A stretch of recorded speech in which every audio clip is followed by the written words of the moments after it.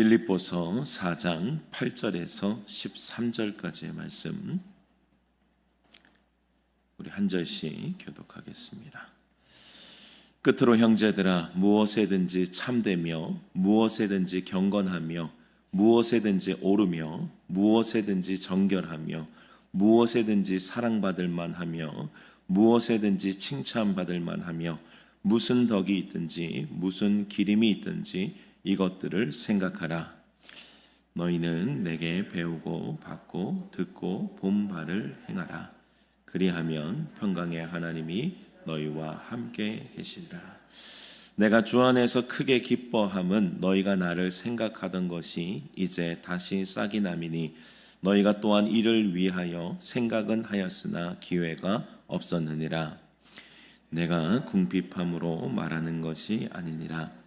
어떠한 형편에든지 나는 자족하기를 배웠노니 나는 비천에 처할 줄도 알고 풍부에 처할 줄도 알아. 모든 일 곧 배부름과 배고픔과 풍부와 궁핍에도 처할 줄 아는 일체의 비결을 배웠노라. 내게 능력 주시는 자 안에서 내가 모든 것을 할 수 있느니라. 아멘. 본문 11절 보면 사도 바울은 어떠한 형편에든지 내가 자족하기를 배웠느니 했지요. 이 자족의 원어는 상황을 극복해서 스스로 넉넉하고 만족스럽게 여긴다는 그런 뜻입니다. 바울은 상황에 매이지 않고 자족의 길을 갔지요. 힘든 처지를 이기고 믿음으로 사는 건실한 자세였습니다.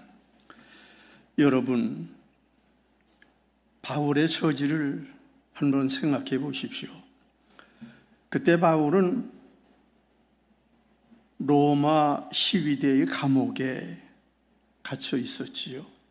아주 고통스럽고 힘든 그런 상황에 놓여 있었습니다. 풀려날 여약도 없었고요.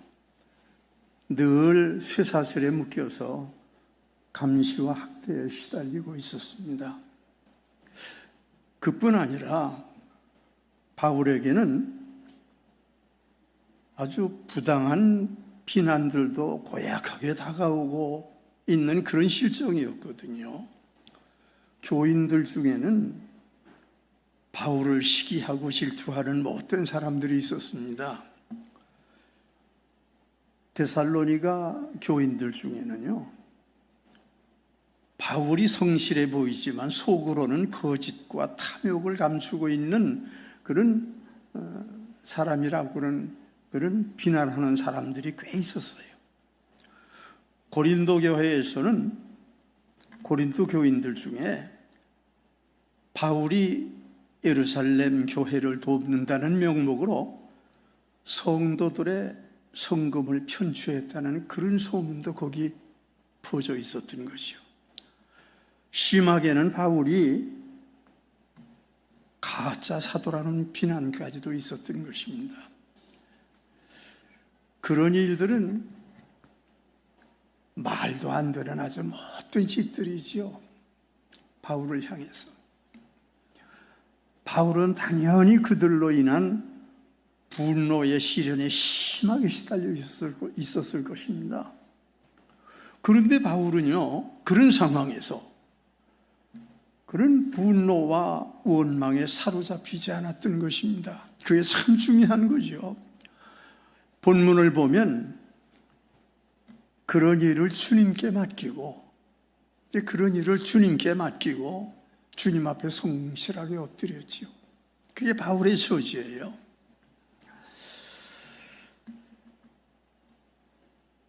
그래서 불평이나 원망을 내려놓고 오히려 감사와 기쁨을 품에 지녔습니다. 성도들에게 믿음의 열매를 맺어주려고 최선을 다하는 그런 처지였죠. 참 놀라운 일입니다. 바울은 어떻게 그런 승화의 길을 가게 됐을까요? 본문 11절을 보시면 본문 11절에서 바울은 뭐라고 그랬어요? 나는 자족하기를 배웠느니. 그렇죠? 나는 자족하기를 배웠느니. 그는 자족을 배워서 아픈 상황을 승화시켰던 것입니다. 그런 아픈 상황을. 여러분, 그렇습니다. 인간의 본성에는 사실은 자족이 가까이 와 있지 않거든요, 대개가. 그래서 보통 사람은 대개 아주 불만스러운 감정을 늘 지니고 살게 돼요. 근데 그런 감정을 그대로 두면 어떻게 돼요? 불만이 점점 커지고 심령이 더욱 고약해지고, 그러면은 결과가요,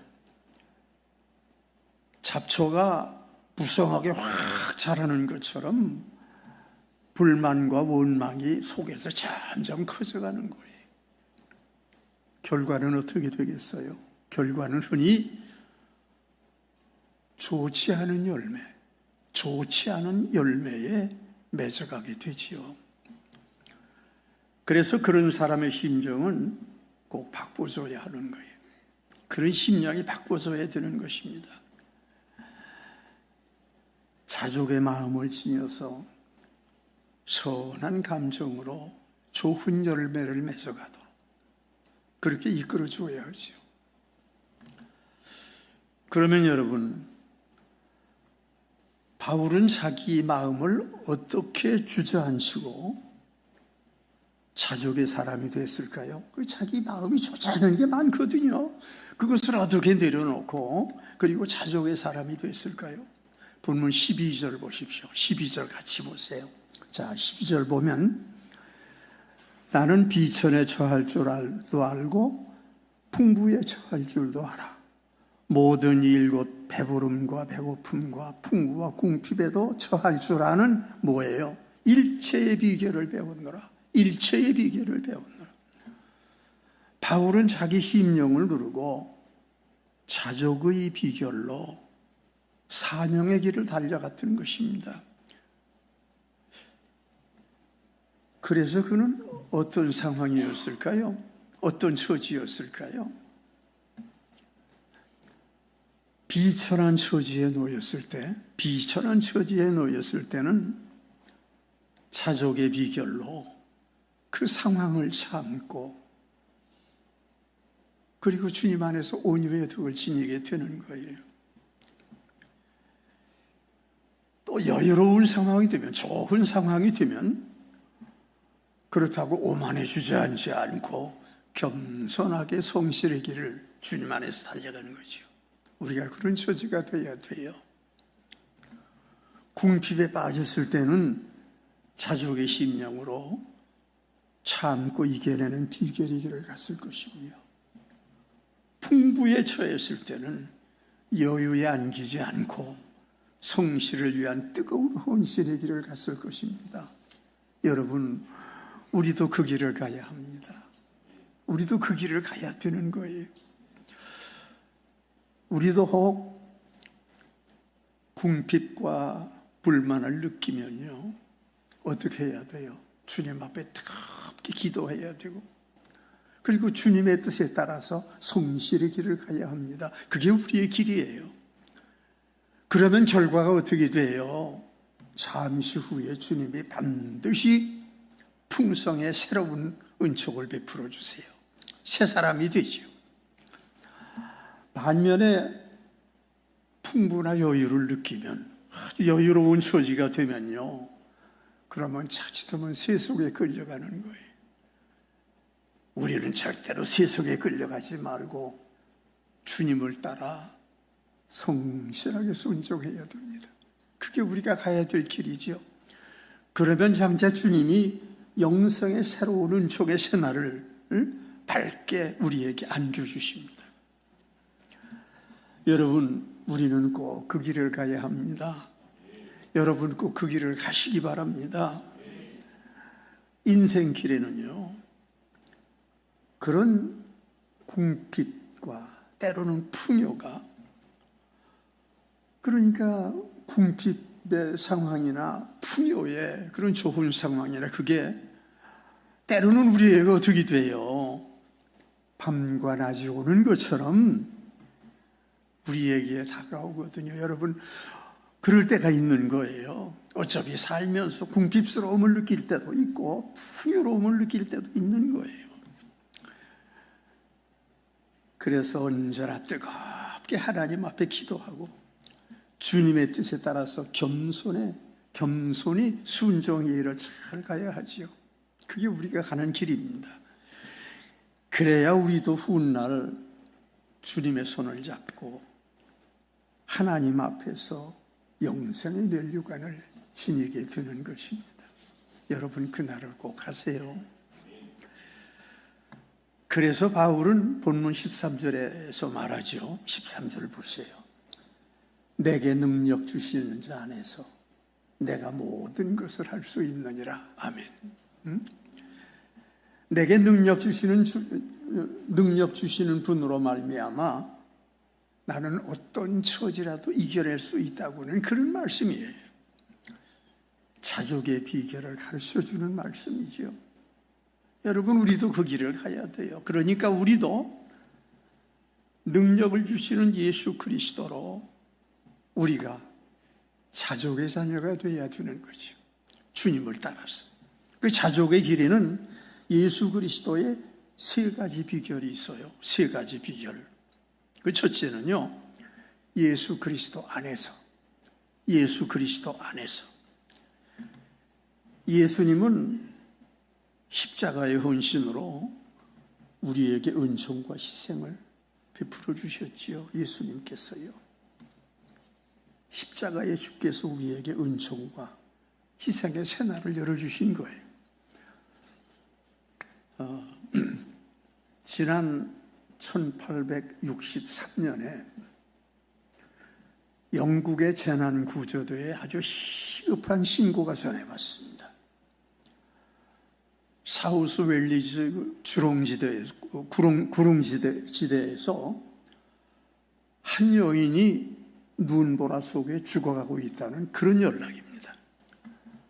구조대가 아주 급하게 출동해서 보니까 한 여인이 알몸으로, 옷을 다 벗은 거예요.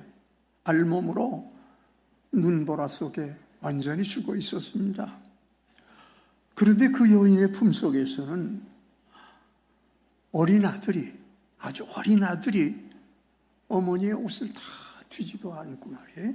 어린 아들이 어머니의 품에 안겨가지고 그 아들은 그때까지 숨을 쉬면서 벌벌 떨고 있는 거죠.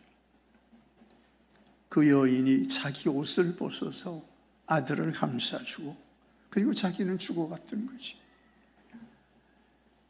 그런데 그 일로부터 62년 뒤에 영국 총리인 로이드 조지가 자기는 바로 그 아들이었다고 눈물로 고백을 했습니다. 그때 알몸으로 아들을 안고 죽어간 어머니가 자신의 생명이었다고 했지요.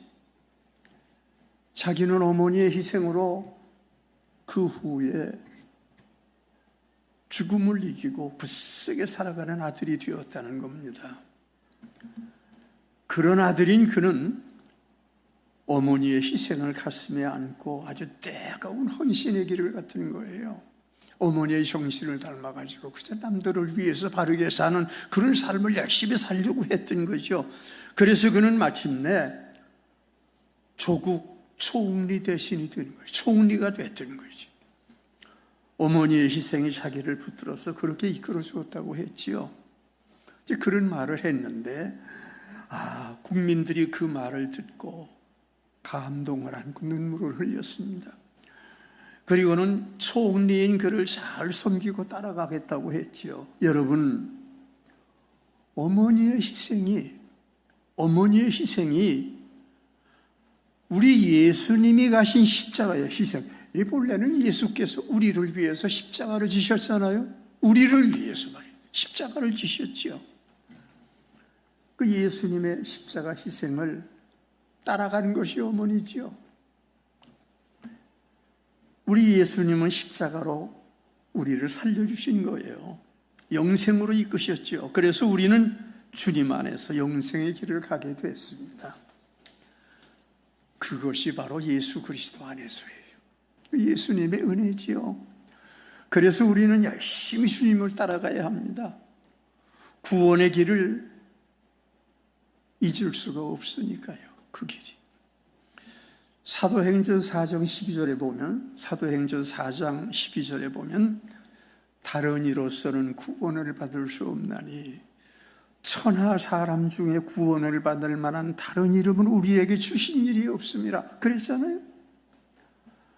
우리는 오직 예수 그리스도 안에서, 예수 그리스도의 품 안에서 어디를 가요? 구원의 길을 가지요.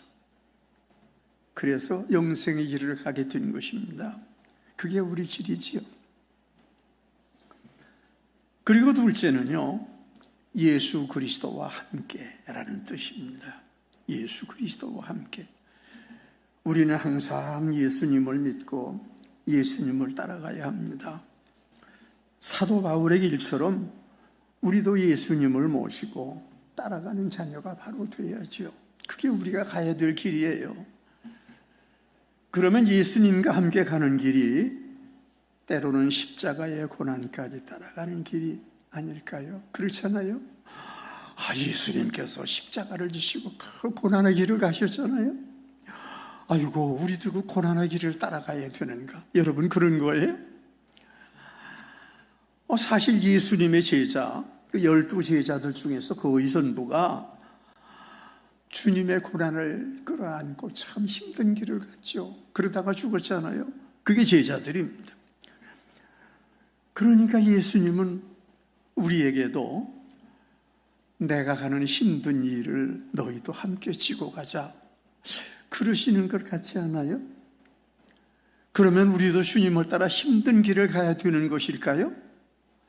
그러나 여러분, 우리가 주님을 따라 주님을 믿고 가는 그 길이 무겁게 지고 가는 힘든 상황이 아니에요, 여러분. 아니에요. 예수님은 우리를 위해서 십자가를 지셨잖아요. 그러나 우리가 아주 그런 힘든 길을 따라가는 그런 상황은 사실 아니에요.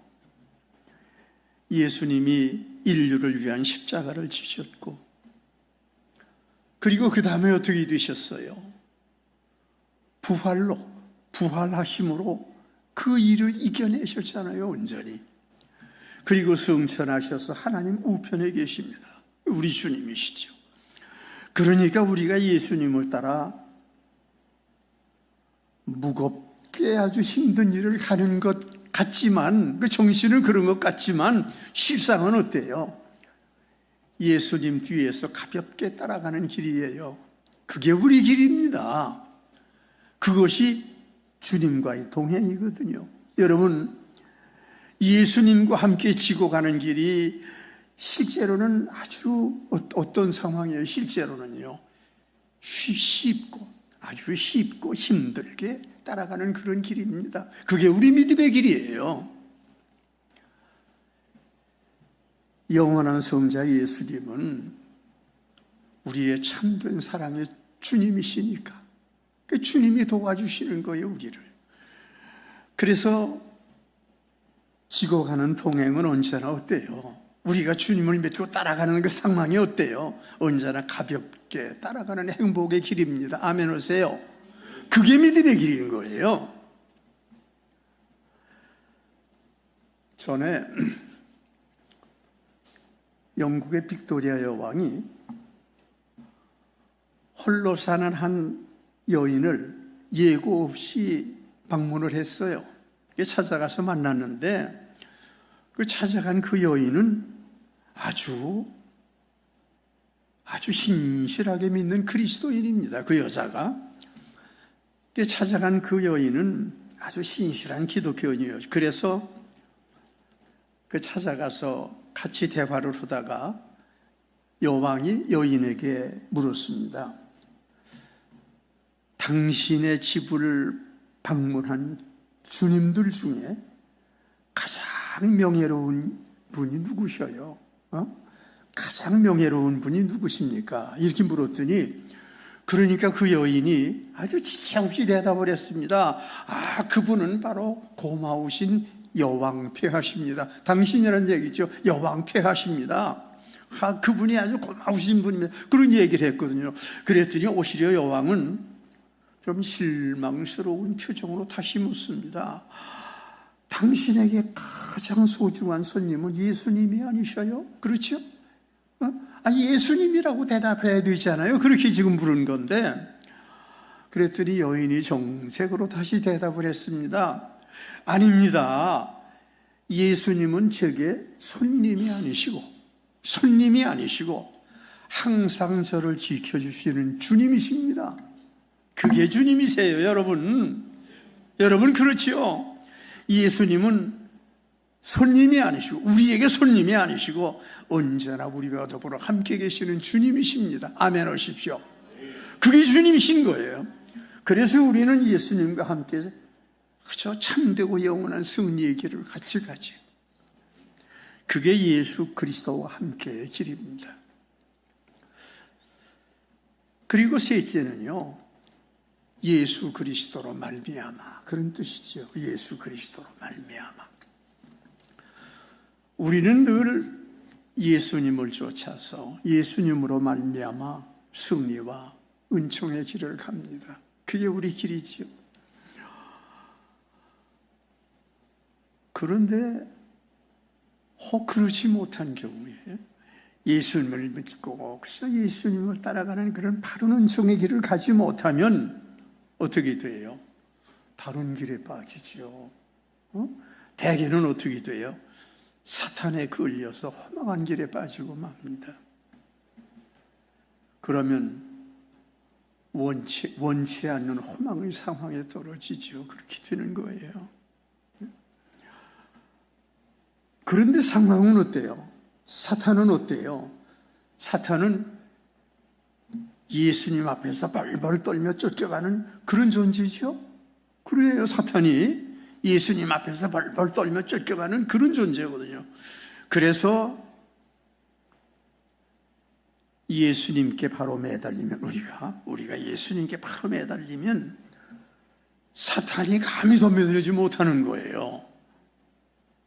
예수님을 바로 믿고 쫓아가면 사탄이 우리에게 덤벼들지 못해요. 예수님 때문에. 그래서 우리는 예수님께 매달려서 영원한 승천의 길을 갑니다. 그게 우리 믿음의 길이거든요. 그런데 예수님은 보세요.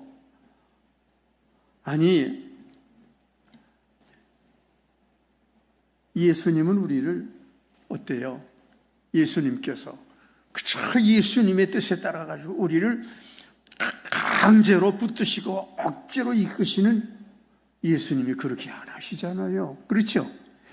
예수님은 기다리고 사랑으로 이렇게 보고 계시지만 우리가 주님을 위해서 바로 서고 주님을 위해서 바로 가야 그래야 은총의 놀라운 역사가 벌어지는 거예요. 그걸 알아야 돼요. 그래서 예수님이 우리를 강제로 붙드시고 억지로 이끄시는 그런 처지는 아니거든요. 우리가 주님을 믿고 그리고 주님을 잘 따라가야 무한한 사랑과 영생의 은총을 누가 베풀어? 주님이 베풀려고 들고 계시지만 우리가 그렇게 돼야 주님이 확 베풀어 주시는 거예요. 아멘 하세요. 그걸 알고 가야 우리가 바른 믿음의 사람인 거예요.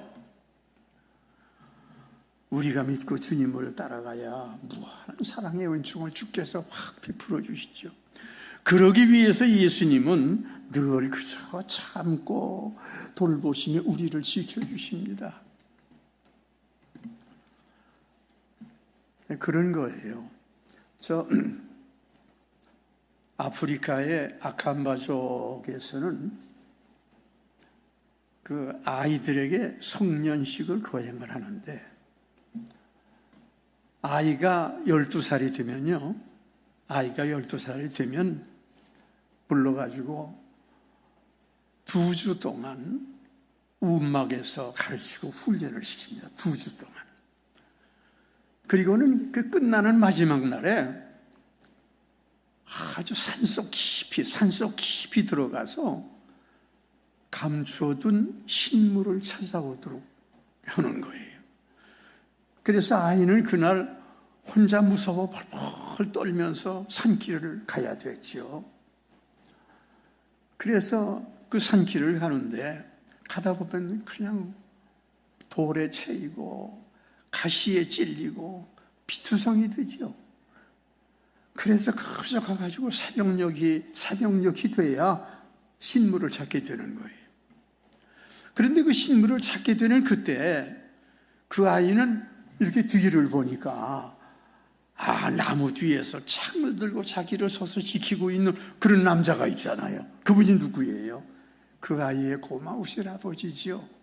아버지가 그렇게 뒤를 따라온 거예요. 그런데 아버지는 성년식에 따라서니까 아들에게 미리 얘기를 못하는 거예요. 아버지가 밤중에 뒤에 숨어서 그저 아들을 계속 따라오고 보호하고 지켜준 거죠. 아들은 몰랐죠. 아들은 잘 몰랐지만 그러나 참 성실하고 건전한 그런 아버지의 사랑이죠. 아버지의 놀라운 은총의 사랑이죠. 그런 아버지처럼요.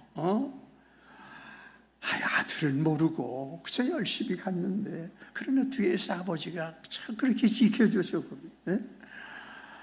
그런 아버지처럼 예수님은 사랑으로 우리를 지켜주시는 거예요. 그걸 아셔야 돼요.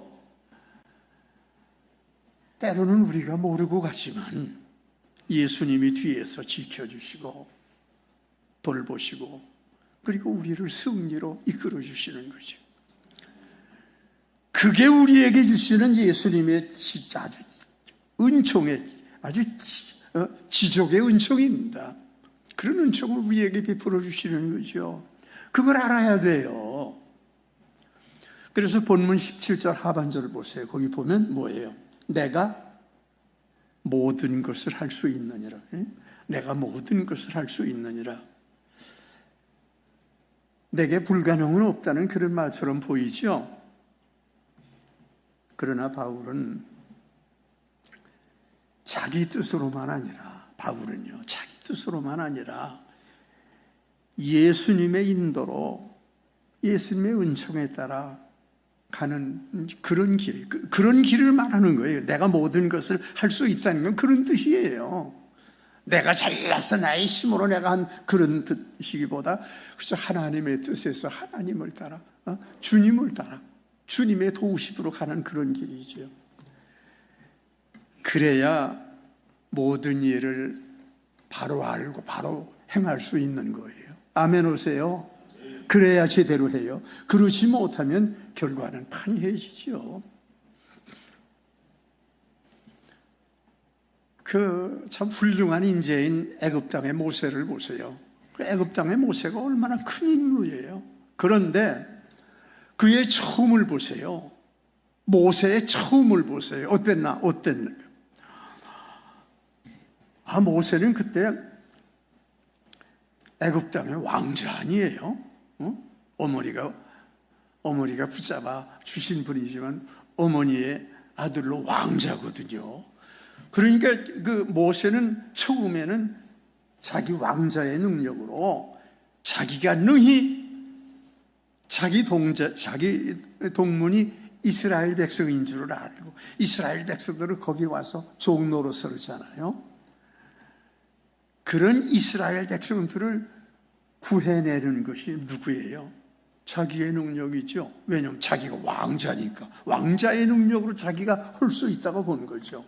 그래서 하나님 보고 계십시오. 제가 제 뜻으로 해드리겠습니다. 아마 그런 자세로 부딪혀 갔을 거예요. 그런데 결과가 어떻게 됐어요? 그 처음의 결과. 그 과정은 대개 결과가 좋지 않거든요. 모세도 처음에 그 길로 오히려 어떻게 됐어요? 애굽에서 쫓겨나가지고 광야로 확 도망간, 광야로 도피해가는 그런 처지가 됐잖아요. 아니 모세가 처음엔 그랬던 거예요. 하나님의 뜻을 내려놓고, 여러분 참 믿음의 길을 간다고 하면서 하나님의 뜻을 내려놓고 그래서 자기 뜻과 자기 능력을 가지고 거기 매달려 가지고 그래서 결과를 만들어 보려고 하는 그런 처지, 그런 길을 가는, 그러면 안 되잖아요. 그러면 엉뚱하게 마귀에게 속아가지고 유린에 끌려가는 그런 길이 자주 있어요. 아세요? 거기 가지 말아야지. 바른 길은 반드시 주님의 뜻을 바로 알고 주님의 뜻에 지족하고 그리고 따라가서 순종의 길을 가는 그런 사람이 되어야 해요. 그래야 바른 열매가 맺죠. 주께서 열매를 맺어주시죠. 여러분 그런 열매의 주인들이 되시기 바랍니다. 그런데 여러분, 우리가 이렇게 예배를 드리고 예배를 마치고 집으로 돌아가면 어떤 경우에는요, 아주 포악하고 부당한 세속의 상황에 붙잡아 흔들리는 그런 경우가 여러분 적지 않아요. 돌아가면 그렇게 되잖아요. 그러면 할 수 있다는 믿음의 능력이 주저앉는 처지가 되죠. 주님께서 주시려고 하시지만 준비가 안 되면 기다리고 계시니까 안 되는 거예요. 왜 그런 상황에 놓이게 될까요? 전에 제가 공직의 초대를 받아가지고 가서 설교를 하게 됐는데, 그 설교를 하고 난 다음에 그곳에 직원의 한 분이 자기는 교회의 중직이지만 교회에서만 교인이고 직장에서는 교인을 내려놓고 직원으로 최선을 다하는 길을 간다고 그렇게 얘기를 하더라고요. 그 사람이. 그랬더니 그 직원들이 박수를 치고 환영을 하더라고요. 언뜻 듣기에는 그럴듯하지만, 그러나 그런 사람은 예수님 안에서 바른 길을 가는 사람이 못 되는 겁니다. 아시겠어요? 우리가 가야 되는 길이 뭔가 생각해 보세요. 그런 길을 가면 모세의 젊은 시절처럼 어디에 세속에 주저앉아가지고 험악한 결과에 끌려갈 수밖에 없습니다. 그러니까 세속에서 믿음의 길을 내려놓으면, 그래서 세속 길로 가고 믿음을 내려놓고 자기 믿음을 내놓지 않고 이러면 어때요? 험악한 상황에 주저앉고 맙니다. 여러분 절대로 그 길을 가지 마시기 바랍니다. 분명히 여러분 믿는 사람의 태도를 가지고 믿는 사람의 자세를 얘기하고 믿는 사람의 길을 가야 되는 거예요. 그게 우리가 가야 되는 길이죠. 그래야 바른 길을 가는 거고, 그러면 주께서 기다리고 계시다가 놀라운 열매를 맺어주시는 거예요. 우리가 사람의 눈으로 볼 때는 아이고 그러면 잘 안 되지 싶을지 모르지만 결과는 반드시 주께서 놀라운 열매를 맺어주십니다. 아멘 하십시오. 그 길을 꼭 가야 되는 거예요. 그래서 본문 13절에는 13절 보셨죠? 거기 보세요. 내게 능력 주시는 자 안에서 모든 것을 할 수 있다고 했죠. 예수님께서 예수님의 능력으로 우리 손을 잡고 세상으로 이끌어 가신다는 말씀입니다. 여러분, 우리는 반드시 그렇게 서서 똑바로 힘차게 달려가야 합니다. 여러분 꼭 그렇게 되시기 바랍니다. 그래야 예수님과 함께 예수님의 능력으로 포악하고 험악한 세속을 쫓아내고 건실하게 달려갈 수 있게 되는 거예요. 믿음의 길을. 그러기 위해서 우리는 늘 예수님께 간절히 기도해요. 언제나 여러분 간절히 기도하고 그리고 바르게 순종의 길을 가야 되죠. 그 길에 바로 서고 열심히 달려가야 영생의 은총을 누리게 되는 것입니다. 여러분 그 길을 꼭 가시기 바랍니다. 그런데 바로 서서 간구하지 못하면 바른 자녀로 바르게 세상을 세워가지 못해요. 그러면 빈손으로 떠도는 허망한 인재가 되고 말지요. 그런 허망한 사람에게 세속의 못된 관성이 다가와서 끌고 가는 경우가 있지요. 달려오는 거예요, 세속이. 그래서 끌려간 사람은 자신이 넉넉하지 않다는 염려에 사로잡히고 말지요.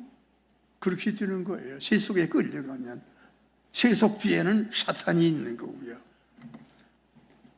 그래서 끌려가면 염려에 사로잡히게 되고 그러면 점차 가난해질 수밖에 없는 거예요. 아세요? 그런 거예요. 또 그런 사람은 자기 건강이 좋아지지 않다를 걱정에 빠져들죠. 그러면 어떻게 돼요?